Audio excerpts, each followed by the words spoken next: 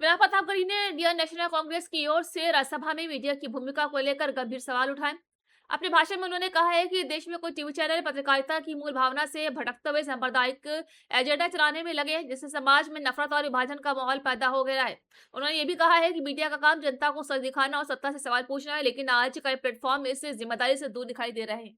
और उधर चैनल का मालिक शाम में जामा मस्जिद के शाही इमाम का मेहमान बनकर मोहब्बतों की अफ्तारी कर रहा होता है। चैनल के मालिक सेठ जी मुस्लिम देशों से गैस और तेल खरीदकर लाखों करोड़ रुपए कमा रहे होते हैं, और इधर उन्हीं सेठ जी के चैनल पर मुसलमानों को गाली देने वाले कई कई शो चल रहे होते हैं। सोशल मीडिया तो और बड़ा जहरीला हथियार बन गया है।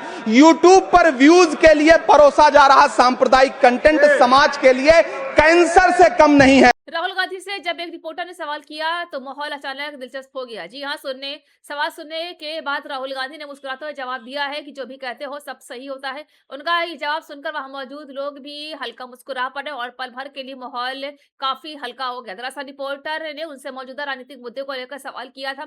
राहुल गांधी ने सीधे विवाद में जाने की बजाय हल्के अंदाज में प्रतिक्रिया दी, जिससे बातचीत का माहौल थोड़ा सहज हो गया। उनका जवाब अब सोशल मीडिया पर चर्चा का विषय बन गया है और लोग तरह तरह की प्रतिक्रियाएं भी दे रहे हैं।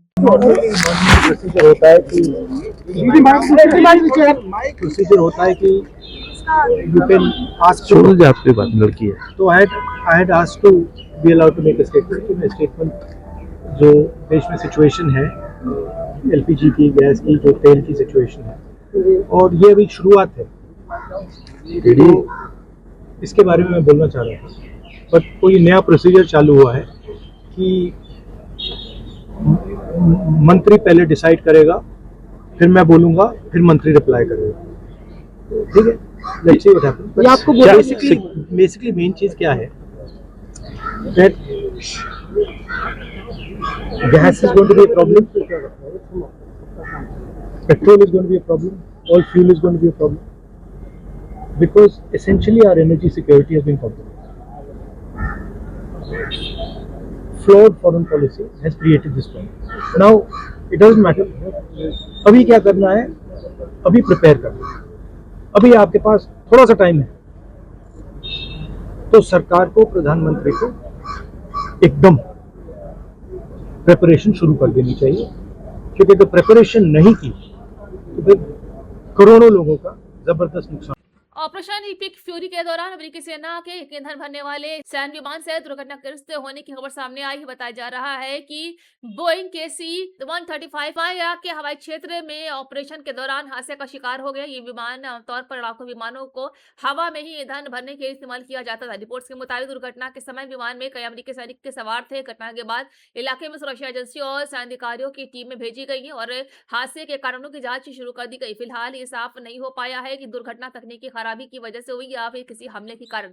अमेरिकी सेना की ओर से इस मामले में आधिकारिक जानकारी का इंतजार किया जा रहा है। अखिलेश यादव ने एलपीजी गैस की बढ़ती कीमतों और आपूर्ति को लेकर केंद्र सरकार पर निशाना साधा है। समाजवादी पार्टी के प्रमुख अखिलेश ने कस्तों में कहा है कि देश में लापता गैस की अब बात सुनने को मिल सकती है। उन्होंने कहा है कि आम जनता पहले ही महंगाई से परेशान है और रसोई गैस की कीमतें लगातार लोगों को परेशान कर रहे हैं। अखिलेश यादव ने कहा है कि सरकार को जनता की रोजमर्रा की जरूरतों का ध्यान रखना चाहिए। उन्होंने आरोप लगाया है कि महंगाई बढ़ती जा रही, जिससे गरीब और मध्यम वर्ग के परिवारों पर सीधा असर पड़ा है।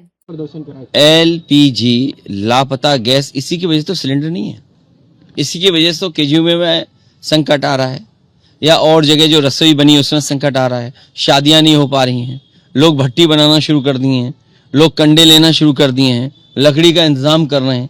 ये तो सरकार की जिम्मेदारी बनती है। और तब जब ये डबल इंजन की सरकार है, डबल इंजन सरकार की जिम्मेदारी क्या बनती है? हर एक को लाइन में लगा दें क्या हम?